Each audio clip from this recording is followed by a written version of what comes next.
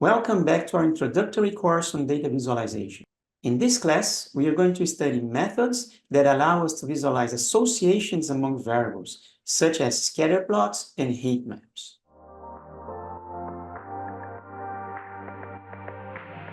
The idea of associations is to allow us to visualize the relationship between two or more variables. So far, we are talking about visuals that allow us to understand characteristics, patterns, trends in one single variable. Now, we are going to discuss visuals that allow us to understand relationships between variables or among variables, among 3, 4, and even more variables. This can be very insightful because this can allow us to observe, for example, what happens to one variable if the other variable grows. Right? So when one variable grows, does the other variable grow as well or not?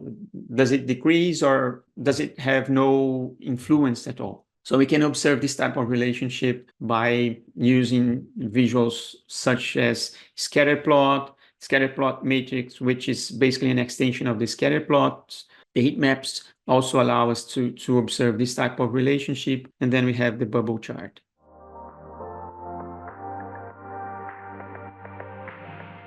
The purpose of the scatter plot is to visualize the relationship between 2 or 3 variables. And it usually works with continuous variables on both axes. And if we are using a third variable, it's usually a categorical variable, and we can apply a color to this categorical variable so that you differentiate between the variables that are already in the scatter plot based on the categories of the third variable that you have here.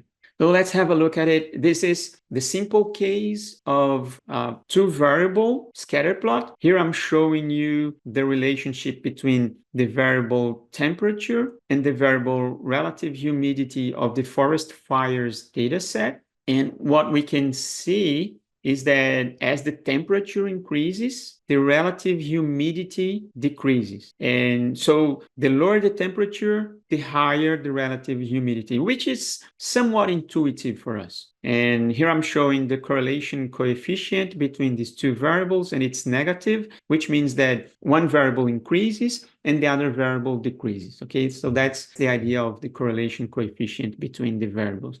And this is observed from the scatter plot. As I mentioned before, one good feature of the visualization tools is that we can observe the trends and the relationships between variables without the need of calculating any specific mathematical measure like the correlation coefficient. Of course, by looking at the scatter plot, I cannot tell what is the correlation coefficient, but I can tell that the correlation here is a negative correlation. Here it's a bit harder to see the type of correlation that we have, but I plotted the linear regression, and the linear regression showed me that we have a slightly negative correlation between the variables temperature and the variable wind. We can make the same type of conclusion by looking at other variables that we have here in our data set.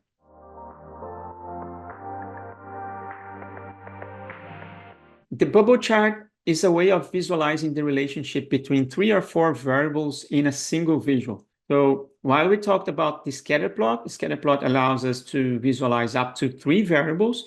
2 of them are the variables that we are going to plot in the X and Y axis, and the third one would be a potential category, for example, a variable that has different categories or different values for a class. And here I'm telling you that this type of visual allows us to have another variable plot into the visual, and this would be represented by the size of the dots. So the dots would be bubbles. This is what gives name to this visual. It usually deals with up to 3 continuous variables and 1 categorical variable because the size of the bubble is usually a continuous variable. It can be a categorical variable, but it's usually a continuous variable, right? So you can have up to 3 continuous variables here and 1 categorical variable. Here I am showing you the bubble chart of the HDI index, of the Human Development Index, and the life expectancy of the Gapminder data set that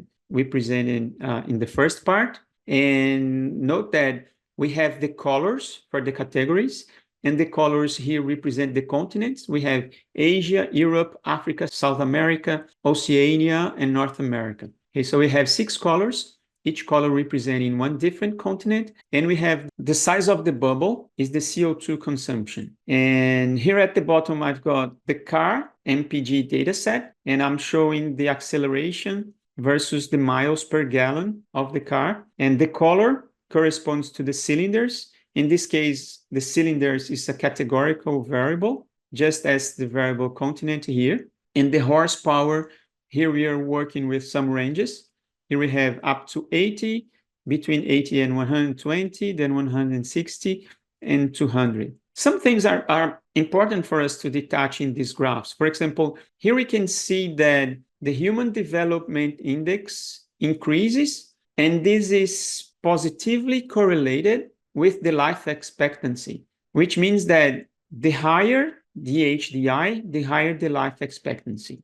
Here we see an opposite effect. We see that faster cars, and these are cars that need less time to run the same mileage, they usually run less mileage with the same amount of fuel, right? So faster cars consume more fuel, okay? And this is what we are observing here.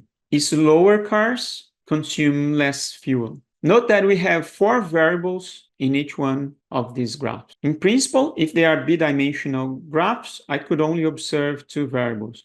But by using different colors and by using the bubbles, I can visualize 4 different variables in the same graph.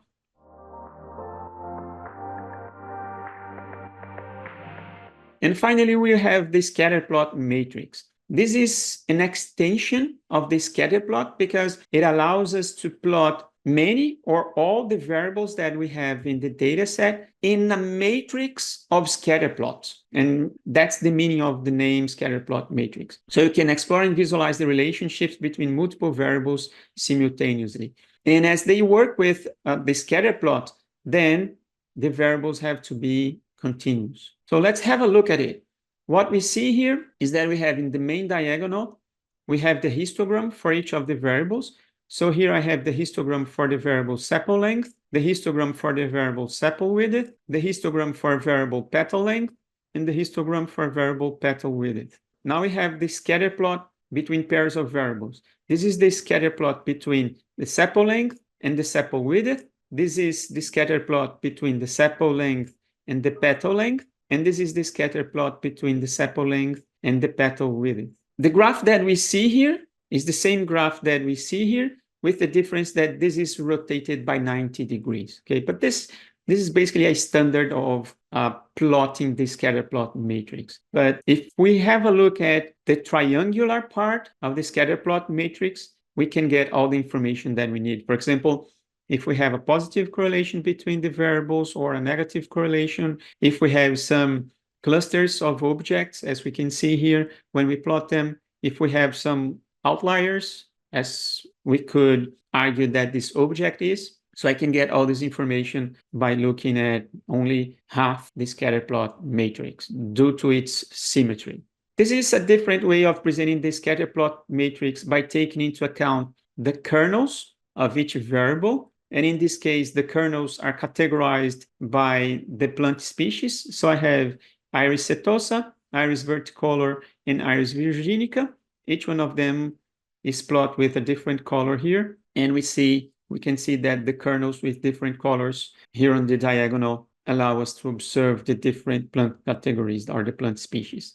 The same was performed here for the scatter plots out of the main diagonal. They are also separated by the plant categories.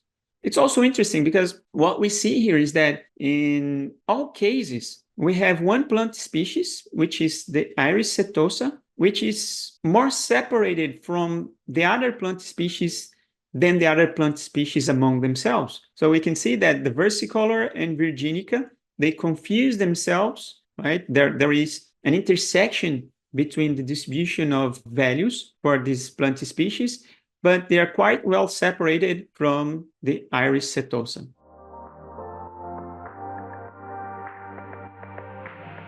And to conclude the visuals for associations, for variable associations, we have the heat maps. And the idea here is slightly different, because what we do in the heat map is we take all the variables that we want to analyze the association among them, and we plot them in a matrix, and we use colors. And this matrix usually has a meaning. For example, it can be the correlation coefficient between the variables, and I plot them using colors. And these colors are going to represent the level and the type of association that we have among the variables. Usually plot with numerical data, and the interpretation is based on the colors and on the values if we add the values to the heat map.